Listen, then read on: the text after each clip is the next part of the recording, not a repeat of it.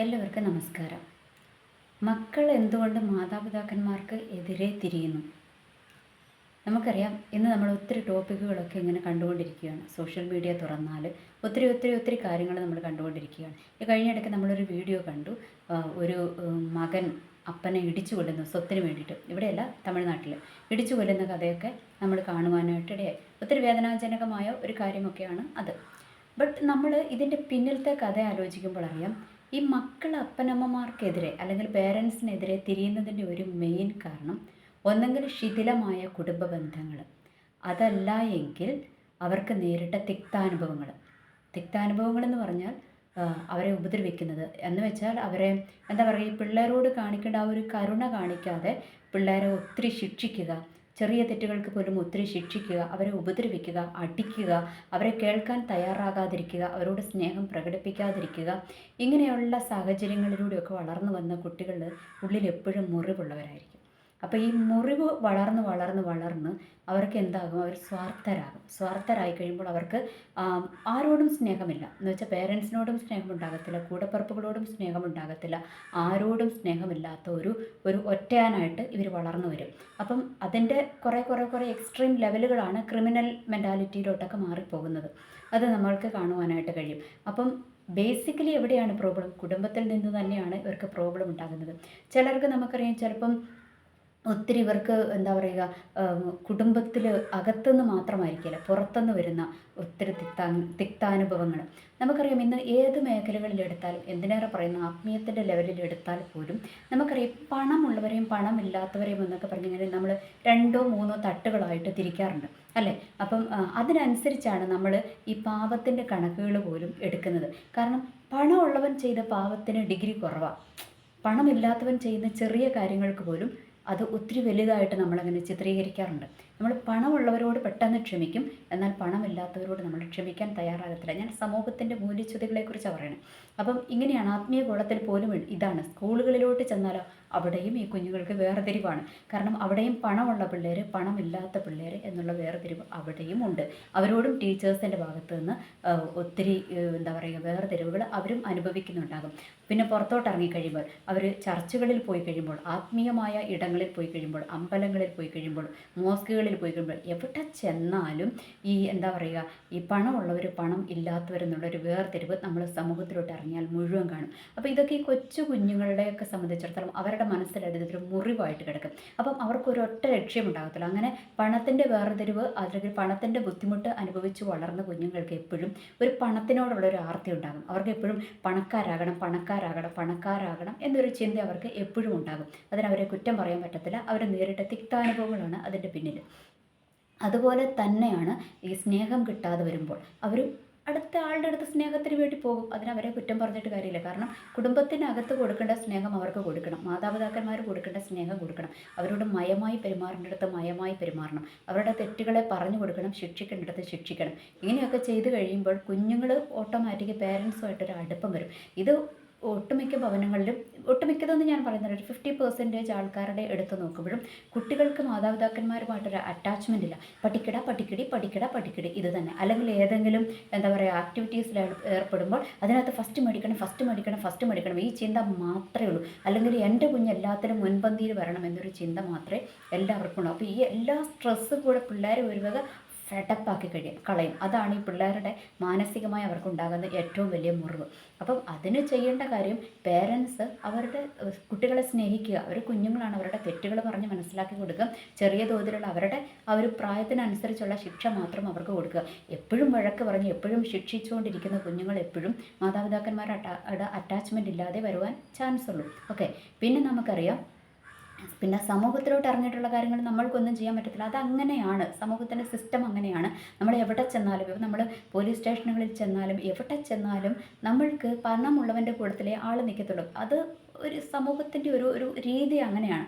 അത് ഒത്തിരി നമ്മളെ അങ്ങ് സ്വാധീനിക്കാതെ ഇരിക്കണമെങ്കിൽ എന്ത് ചെയ്യണം? ഈ കുടുംബത്തിനകത്ത് കുഞ്ഞുങ്ങൾക്ക് ഒരു പ്രോത്സാഹനവും അവർ ചെയ്യുന്ന ചെറിയ ചെറിയ കഴിവുകളെയൊക്കെ പ്രോത്സാഹിപ്പിക്കുകയും അവർക്കൊരു സ്നേഹം കൊടുക്കുകയും അവരെ കേൾക്കാനും തയ്യാറാകണം. ഇപ്പം നമുക്കറിയാം ചില സ്കൂളുകളിലോട്ടൊക്കെ, ഈ സ്കൂളുകളിലൊക്കെ പഠിക്കുന്ന സമയത്ത് ഈ ടീച്ചേഴ്സ്, ഇപ്പം ഞങ്ങളുടെയൊക്കെ കാലഘട്ടത്തിൽ അങ്ങനെയായിരുന്നു, ഈ ടീച്ചേഴ്സ് എപ്പോഴും പിള്ളേരുടെ കുറ്റം മാത്രം പറഞ്ഞു കൊടുത്തുകൊണ്ടിരിക്കും. എന്നാൽ അവർ ചെയ്യുന്നൊരു നന്മ പറഞ്ഞു കൊടുക്കാൻ ഇവരുടെ അടുത്ത് ഉണ്ടാകത്തില്ല. ഇന്നത്തെ എല്ലാ ടീച്ചേഴ്സും അങ്ങനെയാണോ എന്നൊന്നും എനിക്ക് അറിഞ്ഞുകൂടാ. എന്തായാലും അങ്ങനെയുള്ളവരുമുണ്ട്. അപ്പം അങ്ങനെ പറഞ്ഞു കൊടുക്കുമ്പോഴൊക്കെ ഈ പിള്ളേർക്ക് എന്ത് ചെയ്താലും ഇത് തന്നെയാണല്ലോ വിഷയം എന്നുള്ളൊരു ചിന്ത വരും അവർക്ക്. ഇപ്പോൾ ഒരു നെഗറ്റീവ് അടിച്ചു പോകും. പിന്നെ രണ്ടാമത് ഒരു പ്രോത്സാഹനം കൊടുക്കത്തില്ല, അവരെ പ്രോത്സാഹിപ്പിക്കത്തില്ല. അങ്ങനെയൊക്കെയുള്ള കാര്യങ്ങളൊക്കെ വന്നു കഴിയുമ്പോഴത്തേക്കും ഇവർക്ക് ഭയങ്കര ബുദ്ധിമുട്ടാകും. എന്തിനേറെ പറയുന്നു, ഇപ്പം എൻ്റെയൊക്കെ ചെറുപ്പത്തിലൊക്കെ ഞാനിങ്ങനെ ആലോചിക്കാറുണ്ട്. ഞങ്ങളുടെയൊക്കെ ചർച്ചിൽ ഇങ്ങനെ പെരുന്നാളൊക്കെ വരുമല്ലോ, ഇപ്പോൾ പുണ്യാളന്മാരുടെയൊക്കെ എന്താ പറയുക, ഈ വിഗ്രഹങ്ങളൊക്കെ ഇങ്ങനെ എടുത്തുകൊണ്ട് ഇങ്ങനെ പോകും. അപ്പോൾ പോകുന്ന സമയത്ത് അത് പിടിക്കാൻ എപ്പോഴും അച്ഛന്മാർ തിരഞ്ഞെടുക്കുന്നത് ഈ വലിയ വലിയ വലിയ വലിയ വീട്ടിലെ ആൾക്കാരെ, ചേട്ടന്മാരെയാണ് തിരഞ്ഞെടുക്കുന്നത് അത് പിടിക്കാൻ. അപ്പോൾ പാവപ്പെട്ടവരൊന്നും അത്ര പരിഗണിക്കത്തില്ല. അങ്ങനെയൊക്കെയുള്ള ഒത്തിരി വേർതിരിവുകൾ അവിടെ തന്നെ നമ്മൾ ഈ പള്ളികളിൽ പോലും നമ്മൾ കണ്ടു വളരുന്നത് അതാണ്. എപ്പോഴും പണമുള്ളവനെ ചേർത്ത് പിടിക്കും, പണമുള്ളവരെ ചേർത്ത് പിടിക്കും, പാവപ്പെട്ടവരെ തള്ളിക്കളയുന്നത്. അത് ഏത് ആത്മീയത്തിലെടുത്താലാകട്ടെ ഇത് തന്നെയാണ് ഇപ്പോൾ സംഭവിച്ചുകൊണ്ടിരിക്കുന്നത്. അപ്പം ഇതൊക്കെയെന്ന് വെച്ചാൽ ഈ കുഞ്ഞു മനസ്സുകളിൽ അതൊക്കെ ഒരു മുറിവായിട്ട് രൂപാന്തരപ്പെടും. അപ്പോൾ ആ മുറിവൊക്കെ ഒരു പരിധി വരെ ഉണക്കണമെങ്കിൽ വീട്ടിൽ നിന്ന് അവർക്ക് നല്ലൊരു പ്രോത്സാഹനം ഉണ്ടാകണം. വീട്ടിൽ അവരെ സ്നേഹിക്കണം, അവർക്ക് കാര്യങ്ങൾ പറഞ്ഞു കൊടുക്കണം, അവർ കേൾക്കാൻ തയ്യാറാകണം. ഇങ്ങനെയൊക്കെ ഉണ്ടെങ്കിലേ കുഞ്ഞുങ്ങൾക്ക് പേരൻസിനോട് സ്നേഹം ഉണ്ടാകത്തുള്ളൂ. പിന്നെ അതിൻ്റെ ഒരു മറുവശം എന്താണെന്ന് വെച്ചാൽ, പേരൻസിനെ സംബന്ധിച്ചിടത്തോളം അവരുടെ കഷ്ടപ്പാടുകൾ, അവരുടെ ബുദ്ധിമുട്ടുകൾ, ഓരോ എന്താ പറയുക, അന്നന്ന് ജീവിച്ചു പോകാനുള്ള ബുദ്ധിമുട്ടുകൾ ഒരു പക്ഷേ അവരെയും പരിക്കരാക്കി കളയാം. അല്ലെങ്കിൽ അവരുടെ എന്താ പറയുക, പണിയെടുത്ത് ക്ഷീണിച്ചു വരുന്ന അവസ്ഥ, ഇതൊക്കെ വന്നു കഴിയുമ്പോൾ കുഞ്ഞുങ്ങളെ ചിലപ്പോൾ അവർക്കും ശ്രദ്ധിക്കാൻ കഴിഞ്ഞു എന്ന് വരില്ല. കുഞ്ഞുങ്ങൾ ആഗ്രഹിക്കുന്നതൊക്കെ മേടിച്ചു കൊടുക്കാൻ കഴിഞ്ഞു എന്ന് വരത്തില്ല.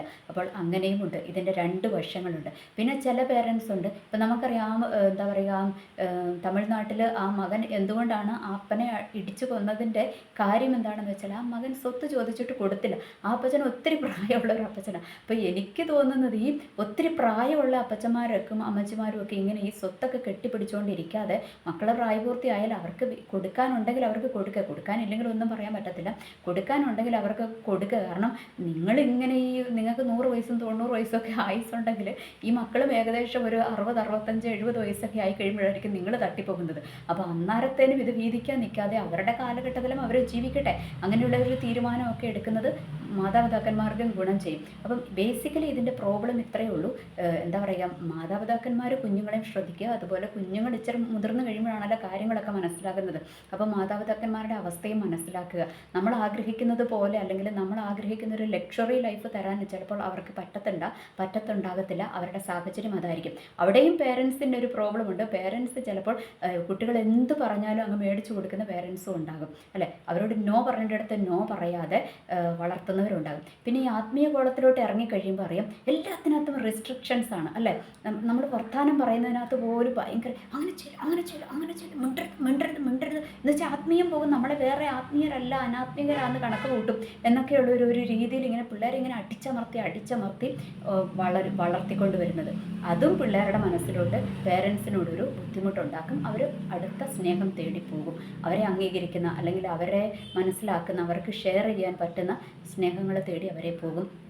അതിന് പറഞ്ഞിട്ട് കാര്യമില്ല, അവരെയും കുറ്റം പറഞ്ഞിട്ട് കാര്യമില്ല. പിന്നെ ഈ ഇങ്ങനത്തെ മുറിവുകളുമായിട്ട് വരുന്നവരുടെ കുടുംബജീവിതത്തിലോട്ട് ഇറങ്ങിച്ചെന്ന് കഴിയുമ്പം അവർക്ക് ആ കുടുംബജീവിതത്തിലും ഇപ്പോൾ കിട്ടുന്ന ജീവിത പങ്കാളി അവർക്ക് യോജിക്കുന്ന ആളല്ല എന്ന് വെച്ചാൽ, ഈ പുള്ളിയും ഇതുപോലെ തന്നെ എന്താ പറയുക, അത് വൈഫാണെങ്കിലും ഹസ്ബൻഡ് ആണെങ്കിലും ഇതുപോലെ മുറിവ് ഏറ്റു വന്ന ആളാണെങ്കിൽ ഒരിക്കലും ഇവരിൽ നിന്ന് പ്രതീക്ഷിക്കുന്നത്, ഓപ്പോസിറ്റുള്ള ആളിൽ നിന്ന് പ്രതീക്ഷിക്കുന്നത് ഭയങ്കര ഇവർക്ക് കിട്ടാതെ പോയ സ്നേഹവും കരുതലുമായിരിക്കും.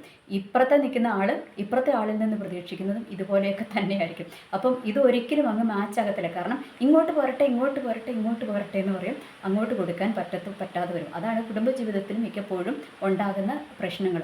അപ്പം ഇങ്ങനെയുള്ള ഒത്തിരി പ്രശ്നങ്ങളുണ്ട്. പിന്നെ അതിൻ്റെ ഇടയ്ക്കുണ്ട് ഈ കൗൺസിലിങ്ങിന് കുറേ ആൾക്കാർ ഇറങ്ങും. ഈ കൗൺസിലേഴ്സിൻ്റെ ഇപ്പം അതായത് കുറേ അച്ഛന്മാർ, സിസ്റ്റേഴ്സ്, പാസ്റ്റർമാർ അങ്ങനെയൊക്കെയുള്ള ആത്മീയ ലെവലിൽ നിൽക്കുന്നവർ ഓക്കെ, അവർ എന്താ പറയുക, കുറേ ഒക്കെ നന്നായി കൈകാര്യം ചെയ്യും ഈ വിഷയങ്ങളെ. അപ്പം ചിലപ്പം ഇവർ അത് വഷളാക്കി കളയുന്നതും ഉണ്ട്. കാരണം ഈ കുടുംബജീവിതത്തിൻ്റെ കൗൺസിലിങ്ങിനൊക്കെ പോയി കഴിയുന്നവരോട് ചോദിച്ചാൽ അറിയാം, അവരുടെ കുടുംബജീവിതത്തിൽ ഇല്ലാത്ത വലിയ വിഷയങ്ങളായിരിക്കും ഈ കൗൺസിലിങ്ങോട് ഉണ്ടാക്കുന്നത്. പിന്നെ അല്ലാതെ ഈ മുറിവൈദ്യന്മാരെന്ന് പറഞ്ഞുകൊണ്ട് കുറച്ച് പേര് ഇറങ്ങിത്തിരിക്കും. അതായത് ഫേസ്ബുക്ക് ആങ്ങളമാരും ഫേസ്ബുക്ക് പെങ്ങളുമാരും ഒക്കെ ഉണ്ട്. അപ്പോൾ ഇവർ ഇറങ്ങിത്തിരിക്കും. ഇവരുടെ വിചാരം നിങ്ങൾ ഇങ്ങോട്ട് പോരെ, നിങ്ങളെ ആത്മഹത്യയിൽ നിന്നും, നിങ്ങളെ എന്താ പറയുക, നിങ്ങളുടെ മുറിവേറ്റ ഹൃദയത്തിൽ നിന്നും ഞങ്ങൾ വിടുവിക്കാം എന്ന് പറഞ്ഞുകൊണ്ട് ഇവന്മാരുടെയൊക്കെ ഉദ്ദേശം വേറെ ആയിരിക്കും. അവരൊന്നും കൂടി ഈ പ്രശ്നങ്ങൾ വഷളാക്കി കൊടുക്കത്തേ ഉള്ളൂ. കുടുംബജീവിതവും അവരുടെ, അതായത് ഈ കുട്ടികളുടെ ലൈഫാണെങ്കിൽ പോലും അതൊക്കെ അവർ ദുരുപയോഗം ചെയ്ത് അവരുടെ വീക്ക്നെസ്സുകളെ കയറി പിടിക്കാറാണ് ഈ മുറിവൈദ്യന്മാർ ചെയ്യുന്ന പരിപാടി. ഓക്കെ, അപ്പം നമ്മൾക്കറിയാം, ഒരു വ്യക്തിയെ നമ്മൾ വളർത്തിക്കൊണ്ട് വരണമെങ്കിൽ, ഒരു വ്യക്തി നല്ലൊരു വ്യക്തിയായിട്ട് വളരണമെങ്കിൽ അതിൻ്റെ ബേസിക് കുടുംബത്തിൽ നിന്നുമാണ്, പിന്നെ സമൂഹത്തിൽ നിന്നുമാണ്, പിന്നെ ടീച്ചേഴ്സ്, അതായത് സ്കൂളുകളിൽ നിന്നുമാണ്. സ്കൂളുകളിലൊക്കെ അവരെ അന്ന് മനസ്സിലാക്കാതെ, പിള്ളേരെ മനസ്സിലാക്കാതെ ഈ പണക്കാർ പാവപ്പെട്ടവരെന്നുള്ള രണ്ട് തട്ടിലൊക്കെ തിരിച്ചു കഴിയുമ്പോഴത്തേക്കും അവർക്ക് ആ സ്കൂളിലെ ടീച്ചേഴ്സിനോടൊരു ബഹുമാനം കാണത്തില്ല. ഇങ്ങോട്ട് വിളിക്കുമ്പോൾ പിള്ളേർ അങ്ങോട്ട് പോകും. അത്രയേ ഉള്ളൂ ഇതിനകത്തെ കാര്യം. അതുപോലെ തന്നെയാണ് ഈ ആത്മീയ കോളങ്ങളിൽ, ചർച്ചകളിലുമൊക്കെ ചെന്ന് കഴിയുമ്പോൾ ഇതൊക്കെ തന്നെയാണ്. ഇതുപോലെ പണക്കാരെയും പാവപ്പെട്ടവരെയും തമ്മിൽ വേർതിരിച്ച് കണ്ടിട്ട് പണക്കാരെ മാത്രം പൊക്കി പിടിച്ചുകൊണ്ട് പോവുക, പാവപ്പെട്ടവരെയൊക്കെ ഇങ്ങനെ ഇതൊക്കെ എന്ത് എന്നുള്ള രീതിയിൽ തള്ളിക്കളയുവാണെങ്കിൽ ഈ നിങ്ങൾ പറയുന്നതും അവർ കേൾക്കത്തില്ല. നിങ്ങൾ പറയുന്നത് കേൾക്കും. അതിന് നേരെ ഓപ്പോസിറ്റ് പോയിട്ട് ആര് ചെയ്യത്തുള്ളൂ? ഈ കുട്ടികൾ ചെയ്യത്തുള്ളൂ. അതിന് അവരെയും കുറ്റം പറയാൻ പറ്റത്തില്ല. കാരണം നമ്മൾ എന്താണോ അവർക്ക് കൊടുക്കുന്നത് അതേ നമുക്കും തിരിച്ചു കിട്ടത്തുള്ളൂ. അതൊന്ന് മനസ്സിലാക്കുക. എനിവേ, അങ്ങനെ എല്ലാവർക്കും എന്താ പറയുക, ഇപ്പം എല്ലാ രീതിയിലും നമുക്ക് ഒരു പൊതു സമൂഹത്തിലോട്ട് ഇറങ്ങി കഴിയുമ്പോൾ നമുക്ക് എല്ലാവരെയും ശരിയാക്കാനൊന്നും പറ്റത്തില്ല. എന്നാലൊരു ബേസിക്ക് നമുക്ക് കൊടുക്കേണ്ടത് നമ്മൾ കൊടുത്തു കഴിയുമ്പോൾ കുറേയൊക്കെ നമുക്ക് ആൾക്കാരെ മാറ്റിയെടുക്കാനായിട്ട് പറ്റും. ഓക്കെ, അവർക്ക് കൊടുക്കേണ്ട സ്നേഹവും അവർക്ക് കൊടുക്കേണ്ട പരിഗണനയും അവർക്ക് കൊടുക്കേണ്ട വിലയും ഒക്കെ കൊടുത്തു കഴിയുമ്പോൾ ഒരു പരിധി വരെ അവരെ നമുക്ക് മാറ്റിയെടുക്കാനായിട്ട് പറ്റും. ഓക്കെ, എനിവേ, എല്ലാവർക്കും നല്ലൊരു ദിവസം ആശംസിക്കുന്നു. നന്ദി, നമസ്കാരം.